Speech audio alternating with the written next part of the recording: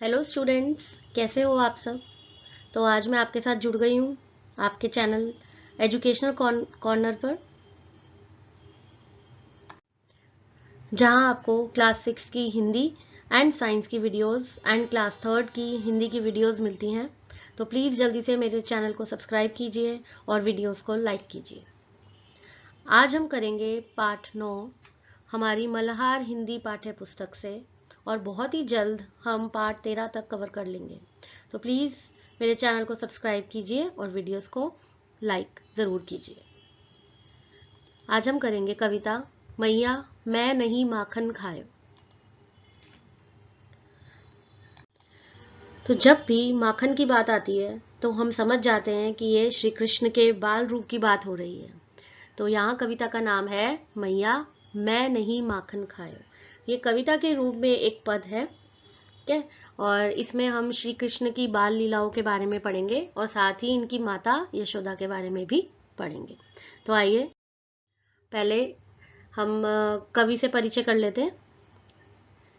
इस कविता के इस पद के कवि हैं सूरदास जी। आपने जो रचना अभी पढ़ी है या आप जो पढ़ने वाले हैं वह सूरदास द्वारा रचित है। माना जाता है कि उनका जन्म 15वीं शताब्दी में हुआ था। सूरदास ने अपना अधिकांश जीवन मथुरा गोवर्धन सहित ब्रज के क्षेत्रों में श्री कृष्ण के गुणगान में भजन गाते हुए बिताया। उनकी रचनाएं ब्रजभाषा में उपलब्ध हैं। ये रचनाएं इतनी सुंदर हैं कि आज भी लोगों के बीच बहुत प्रचलित है। उनकी अधिकतर कविताओं में श्री कृष्ण की बाल लीलाओं का मनोहारी वर्णन है। ये कविताएं अत्यंत लोकप्रिय हैं और देश भर में प्रेम से गाई जाती हैं। अपनी उत्कृष्ट रचनाओं के लिए वे महाकवि सूरदास कहलाते हैं। उनकी मृत्यु 16वीं शताब्दी में हुई थी।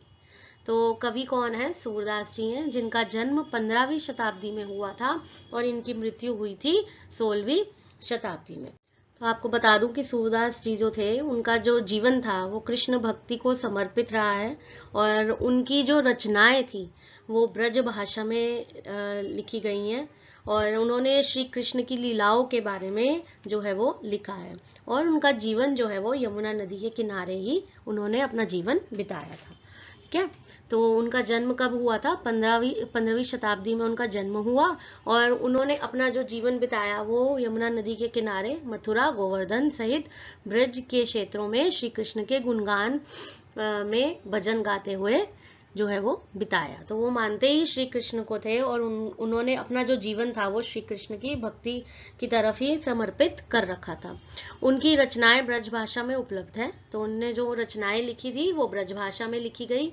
ये रचनाएं इतनी सुंदर हैं, वो इतनी सुंदर हैं कि आज भी जब लोगों के बीच वो बहुत प्रचलित है, बहुत ज्यादा फेमस है, बहुत प्रसिद्ध है। उनकी अधिकतर कविताओं में श्री कृष्ण की बाल लीलाओं का मनोहारी वर्णन है। तो उन्होंने जो भी कविताएं लिखी, रचनाएं लिखी, उसमें श्री कृष्ण के बाल रूप को जो है दर्शाया और उनकी बाल लीलाओं के बारे में जो है वो मनोहारी वर्णन उसका किया है। ये कविताएं अत्यंत लोकप्रिय है, बहुत ही ज्यादा फेमस है, बहुत प्रसिद्ध है और देश भर में प्रेम से गाई जाती हैं। अपनी उत्कृष्ट रचनाओं अपनी उत्कृष्ट रचना उत्कृष्ट यानी अपनी अच्छी रचनाओं के लिए इनको जो है वो महाकवि सूरदास कहलाते हैं, और इनकी मृत्यु 16वीं शताब्दी में हुई थी, ठीक है। तो ये था कवि से परिचय, सूरदास जी। आइए अब हम कविता पढ़ते हैं। कविता है मैया मैं नहीं माखन खायो। तो मैया का अर्थ क्या होता है? माँ। मैं नहीं, नहीं यानी कि नहीं, ना। माखन यानी मक्खन, खायो मतलब खाना, ठीक है। तो श्री कृष्ण जी क्या कह रहे हैं? मैया मैं नहीं माखन खायो। ये बहुत ही फेमस लाइन है, बहुत ही फेमस पंक्ति है, ठीक है। तो इस कविता को पढ़ने से पहले हमारे पास कुछ शब्दार्थ है, शब्दार्थ भी हम समझ लेते हैं यहाँ पर, ठीक है। यहाँ कुछ शब्दार्थ है। तो शब्दार्थ क्या है? भोर, भोर शब्द का अर्थ होता है सुबह। गयन गाय, मधुवन वन, बंसीवट बांसुरी बजाने का स्थान, बहियन बाहें, छीको, गोल रस्सियों से बना हुआ जाल जो छत से लटकाया जाता है। ग्वाल बाल, गाय पालने वालों के बच्चे। बैर, दुश्मनी। बरबस, जबरदस्ती। ठीक है, तो ये कविता जब लिखी गई तो उससे पहले क्या हुआ, पहले हमें वो समझना है। ठीक है, कि पहले इससे पहले का क्या सीन था, पहले हम वो समझेंगे, उसके बाद हम कविता को पढ़ेंगे। ठीक है, तो जैसे आपको पता है श्री कृष्ण जो है वो माखन चोर के नाम से प्रसिद्ध है। ठीक है, तो गोपियां एक दिन यशोदा मैया के पास गई, जो कि श्री कृष्ण की माता जी हैं। उनके पास जाकर उन्होंने श्री कृष्ण के बारे में उनको बताया कि श्री कृष्ण किस प्रकार से माखन जो है वो मक्खन को चुराते हैं। तो श्री कृष्ण देखते ही, उनकी माता जो श्री कृष्ण को देखते ही उन्होंने हाथ में क्या ले ली, लाठी ले ली यशोदा माँ ने। उनको बहुत गुस्सा आया कि इस तरह की कंप्लेन आई है, तो उनको बहुत गुस्सा आया। जिस तरह से आप कभी कुछ गलत करते हो तो आपके पापा या मम्मी को कंप्लेन करते हैं, तो मम्मी पापा को गुस्सा आ जाता है ना, तो इस तरह से यशोदा मैया को भी बहुत गुस्सा आया कि गोपियों ने आकर श्री कृष्ण जी की कंप्लेन करी है, उनके बारे में बताया कि ये माखन जो है वो चुराते हैं। तो वह जो गुस्से में आकर उन्होंने लाठी पकड़ ली यशोदा मैया ने, और फिर उन्होंने जो है वो पूछा कि क्या तुमने माखन खाया है, चुराया है माखन। तो अपने बचाव के लिए जो है नटखट बाल गोपाल श्री कृष्ण ने तर्क दिए, काफी तर्क दिए। तो वह क्या क्या तर्क दिए उन्होंने, हम उनके बारे में पढ़ेंगे। ठीक है, तो इससे पहले का सीन यही था। ठीक है, तो अब हम पढ़ना शुरू करते हैं, और साथ ही इसका अर्थ भी हम समझेंगे, शब्दों का, जो शब्द कठिन शब्द है उनका अर्थ भी हम समझेंगे। ठीक है, तो पहली लाइन में क्या है, मैया मैं नहीं माखन खायो, मतलब मैया मतलब माता, मैंने माखन नहीं खाया है। माखन यानी मक्खन, खायो यानी खाना, नहीं यानी नहीं खाया है। भोर भयो गयन के पाछे, भोर यानी, भोर शब्द का अर्थ होता है सुबह, भयो यानी कि होने पर, भयो यानी होने पर, गयन यानी कि गाय, के पाछे मतलब के पीछे। तो भोर सुबह होने पर, गाय के पीछे। मधुबन मोही पठायो, मधुबन यानी कि वन, मोही मतलब मुझे, पठायो यानी कि भेज देती हो, भटक, ठीक है, भेज देती हो। तो सुबह होते ही मुझे गाय के पीछे वन में भेज देती हो। ठीक है, फर्स्ट लाइन का क्या अर्थ है, भोर यानी सुबह, भयो यानी होने पर, गयन यानी गाय के पीछे, के पाछे यानी के पीछे, मधुबन यानी वन मुझे, मोही यानी मुझे, पठायो यानी भेज देती हो। तो सुबह होते ही गाय के पीछे वन में मुझे भेज देती हो। चार पहर बंसी बट भटकयो, चार पहर, अब चार, एक दिन में 8 पहर होते हैं। ठीक है, चार पहर बंसीवट भटकयो यानी 4 पहर तक बांसुरी बजाने के स्थान पे, बंसीवट होता है बांसुरी बजाने का स्थान, तो भटकयो यानी भटकता हूँ। तो 4 पहर जो है बांसुरी या बंसी बजाने के स्थान पर भटकता हूँ। सांझ परे घर आयो, सांझ यानी शाम, शाम परे, परे मतलब जब शाम हो जाती है तब, घर आयो घर आता हूँ। ठीक है, तो पहली 2 लाइंस का क्या अर्थ है कि सुबह होते ही गाय के पीछे मुझे वन में भेज देती हो, और 4 पहर बांसुरी बजाने के स्थान पर भटकता हूँ, और शाम हो जाने पर मैं, शाम हो जाने के बाद ही मैं घर आता हूँ। ठीक है, मैं बालक बहियन को छोटो, छीको कही विधि पायो। मैं बालक, मैं मतलब अपने बारे में बात कर रहे हो कृष्ण जी, बालक मतलब बच्चा, ठीक है, लड़का। मैं बालक बहियन, महियन यानी होता है बाहें, को छोटो मतलब, छोटो मतलब छोटी। तो वो क्या बोल रहे हैं कि मैं इससे पहले जब उन्होंने बोला कि सुबह होते ही गाय के पीछे भेज देती हो, फिर उसके बाद में वो अपने तर्क दे रहे हैं कि मैंने तो माखन नहीं खाया और सुबह होते ही मैं गाय के पीछे चला जाता हूँ, फिर वन में मुझे भेज देती हो, 4 पहर मैं वहीं रहता हूँ, बंसी बजाते हुए उस स्थान पर भटकता हूँ और शाम को घर आता हूँ। तो फिर माता कहती है अच्छा तुम्हारे मुंह पर माखन जो है वो फिर क्यों लगा है, तुम्हारे मुंह पर माखन? तो फिर वो बोलते हैं कि मैं बालक बहियन को छोटी, मतलब मैं बालक, मैं लड़का, मैं या बच्चा, मैं छोटा, मेरी बहियन छोटी, वो खुद छोटे हैं, तो वो कहते हैं मेरी बहियन मतलब मेरी बाहें छोटी हैं, को को छोटो, छीको के ही विधि वायो। छीको क्या होती है? गोल रस्सियां, रस्सियों से बना एक जाल होता है जिसमें पहले के टाइम में लोग जो है वो उसको छत पर लटका देते थे और उसमें मक्खन या दही रखते थे। तो वो कहते हैं जो कि छीके जो है वो ऊपर टंगी होती हैं, तो मैं तो इतना छोटा हूँ, मेरी बाहें भी इतनी छोटी हैं, मैं बालक हूँ, मेरी बाहें इतनी छोटी हैं, इतनी छोटी बाजुओं में मैं कैसे उन छीकों को हाथ लगाऊंगा, कहाँ कहाँ तक वहां मेरा हाथ पहुंचेगा, किस तरीके से मैं उसे पा सकूंगा, छीके तो ऊपर टंगी होती हैं। तो मैं बालक बहियन को छोटी, मतलब मैं बालक, मेरी बाहें छोटी हैं, छीको कहीं विधि पायो। छीको यानी कि जो गोल रस्सियों से बना एक जाल होता है जिसमें जो छत पे लटकाया जाता है और उसमें दही और मक्खन को रखा जाता है। तो छीको के ही, छीको को किस प्रकार, विधि यानी कि तरीके, किस तरीके से पायो, किस तरीके से पा सकता हूँ। ग्वाल बाल सब बैर परे हैं, यानी कि ग्वाल बाल यानी कि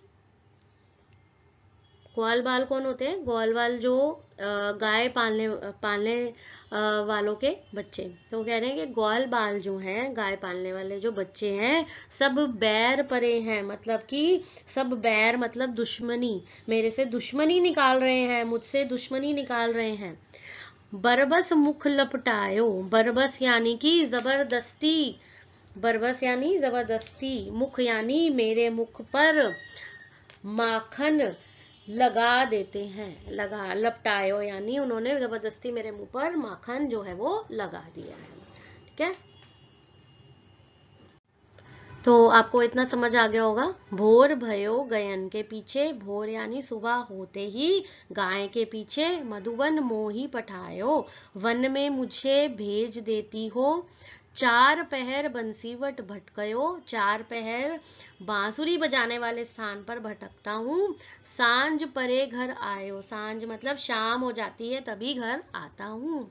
फिर माता कहती है कि अच्छा तुम्हारे फिर मुंह पर माखन कैसे लगा है? वो बताते कि मैं बालक बहियन को छोटो, यानी मैं बालक हूँ, मेरी बाहें बहुत छोटी हैं, और छीको कही के ही विधि पायो। तो किस तरीके से मैं छीको को, छीके तो ऊपर टंगे होते हैं, तो किस तरीके से मैं उसको पा सकता हूँ।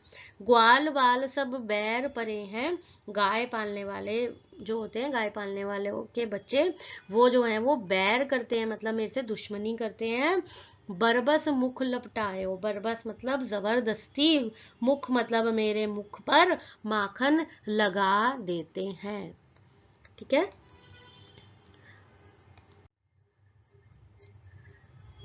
शब्दार्थ देख लेते हैं इस पेज पे। भोरी यानी बोली, पतियायो विश्वास किया, भेद भेदभाव, जायो जन्मा, लकुटी कमरिया लकड़ी और कंबल, बहुती नाच नचायो, बहुत नाच नचाया, बिहंसी हंसना, उड़ कंठ लगायो, गले से लगाना। ठीक है, तो अब माता जो है यहाँ पर संदेह में है, संदेह मतलब उनको डाउट हो रहा है। तो अब वो क्या कह रहे हैं? जब माता संदेह में थी तो अब वो क्या कह रहे हैं? संदेह मतलब डाउट हो रहा है कि अच्छा ये कृष्ण जी ने ये किया है या नहीं किया। तो वो कह रहे हैं तू माता मन की अति भोरी, तू माता, तू अपनी माता को कह रहे हैं मन की जो है, दिल की जो है वो अति भोरी, अति यानी ज्यादा, भोरी यानी भोली, तू जो है वो मन से भोली है। इनके कहे पति आयो, मतलब इनके कहे पर विश्वास कर रही है। तो तू इसलिए मन से बहुत बोली है, मैं जो बोल रहा हूँ मेरे पे विश्वास नहीं कर रही, बट इनकी बातों पर, जो ये गोपियां कह रही हैं, इनकी बातों पर विश्वास कर रही है। तो तू माता मन की अति भोरी, मतलब तू माता मन की अति मतलब बहुत ज्यादा भोली हो, तुम इनके कहे पर विश्वास कर रही हो। जिये तेरे कछु भेद उपजी है, जानी परायो परायो जायो। जिय, जिय यानी मन में, तेरे, कछु यानी कि कुछ, भेद, भेद यानी भेदभाव, उपजी यानी प्रकट हुआ है, यानी कि तेरे मन में कुछ भेदभाव, उपजी यानी प्रकट हुआ है, तेरे मन में कोई भेदभाव जो है प्रकट हुआ है कि मैं जानी परायो जायो। जानी मतलब तुझे जानती है, ठीक है, तो ये जानती है कि परायो, परायो मैं तो पराया, जायो यानी जन्मा हूँ। तो तू ये जानती है कि मैं पराया जन्मा हूँ, कि किसी और ने मुझे जन्म दिया है। आपको पता है ना किसने जन्म दिया था? माता देवकी ने जन्म दिया था उनको, और उन्हें पाला यशोदा मैया ने था। ठीक है, तो वो यही कह रहे हैं, जिये तेरे कुछ कछु भेद उपजी है, मतलब जिये मतलब कि मन, जिया मन, मन तेरे, तेरे मन में कछु यानी कुछ भेद भाव जो है वो प्रकट हुआ है। जानी, ये जानती है तू कि मैं तो पराया हूँ, पराया जन्मा हूँ। ठीक है, ये ले अपनी लकुटी कमरिया, बहुत ही नाच नचायो। ये ले मतलब ये लो, ले को कहते हैं लो। अपनी लकुटी, लकुटी क्या होती है? लकड़ी, और कमरिया यानी कि कम्बल। तो वो कह रहे हैं ये लो, ये लो लकड़ी और कम्बल, अपना सामान वापस लो।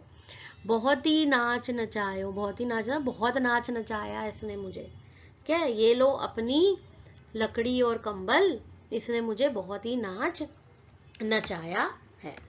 सूरदास तब बिहसी बिहंसी जसोदा, ले उर कंठ लगायो। सूरदास, सूरदास यानी सूरदास जी कह रहे हैं, तब बिहंसी, बिहंसी मतलब हंसना, जसोदा यानी कि यशोदा। तो सूरदास जी क्या कह रहे हैं कि सूरदास जी कह रहे हैं कि जब गुस्से में आके श्री कृष्ण जी ने लकड़ी और कंबल वापस कर दिया, तब यशोदा मुस्काई और ले उर कंठ लगायो, कंठ लगायो यानी कि गले से लगाना। तो उन्होंने यशोदा मुस्काई, हंसी और उन्होंने श्री कृष्ण को अपने गले से लगा लिया। ठीक है, तो क्या मीनिंग है इसका, दोबारा से बता देती हूँ एक बारी। तू माता मन की अति भोरी, मतलब तू माता मन की, मन मतलब दिल की, बहुत ही अति यानी भोली है, बहुत ज्यादा भोली है। इनके कहे पति आयो, इनकी बातों पर, इन गोपियों की बातों पर विश्वास कर रही है, मेरी बात नहीं सुन रही। जिय तेरे कछु भेद उपजी है, जिय यानी मन में तुम्हारे जो है वो कुछ भेदभाव जरूर प्रकट हुआ है। जानी परायो जायो, कि तुम्हें जानी मतलब तुम जानती हो कि मैं तो पराया जन्मा हूँ, मतलब मुझे जन्म किसी और ने दिया है, माता देवकी ने जन्म दिया है। ये लो अपनी लकुटी कमरिया, मतलब ये ले मतलब ये लो अपनी, अपना जो लकड़ी और कंबल है वो गुस्से में वापस कर देते हैं उनको, कि ये लो अपना सामान वापस लो, लकुटी कमरिया ले लो मेरे से। लकुटी कमरिया, लकुटी यहाँ पे है लकड़ी और कंबल। बहुत ही नाच नचायो, ये सारा दिन मुझे नाच नचाती हैं। ठीक है, सारा दिन मैं घूमता रहता हूँ, सारे काम करते हैं, वो बता रहे हैं ना श्री कृष्ण जी कि मैं सारे काम करता हूँ। सुबह सुबह मैं वहां चला जाता हूँ, वन में चला जाता हूँ, गायों के पीछे चला जाता हूँ, फिर बांसुरी बजाता हूँ ना, तो शाम तक घर आता हूँ। तो सारे काम वो अपना बता रहे हैं कि मैं ये काम करता हूँ, और वो इस तरीके से तर्क दे रहे हैं। सूरदास तब बिहंसी जसोदा, जसोदा यानी यशोदा। तो सूरदास जी कहते हैं कि तब यशोदा को जो है वो हंसी आ गई और वह मुस्काई, और उन्होंने श्री कृष्ण को ले उर कंठ लगायो, ले मतलब श्री कृष्ण को लेकर उन्होंने अपने कंठ से, गले से लगा लिया। ठीक है, तो ये जो कविता है किसने लिखी है? सूरदास जी ने। तो उम्मीद करती हूँ आपको मेरी वीडियो पसंद आई होगी, और आपको वर्ड टू वर्ड मैंने एक्सप्लेन करने की कोशिश करी है इसमें, ठीक है, ताकि कोई भी आपको प्रॉब्लम ना हो। और यहाँ पर शब्दार्थ भी दिए हुए हैं। तो अब आपसे मिलूंगी मैं अपनी नेक्स्ट वीडियो में, जो कि इसी कविता के प्रश्न उत्तर होंगे, ठीक है। तो तब तक के लिए टेक केयर, गुड बाय।